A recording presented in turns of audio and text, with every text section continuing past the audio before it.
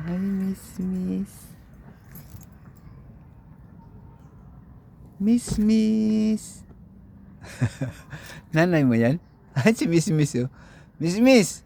Miss Miss. Bingi yata si Miss Miss eh. Miss Miss. Hello. Anak mo yan? Miss Miss.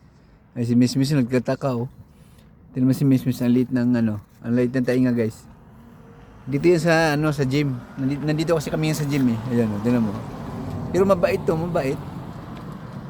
Si Miss Miss, Miss Miss daw pangalan nito eh. Sabi nung amo niya eh. Miss Miss? Yung isa hindi ko alam, mahaba yung taingan niya pero ito, tingnan mo ang liit. Miss Miss? Ang cute oh.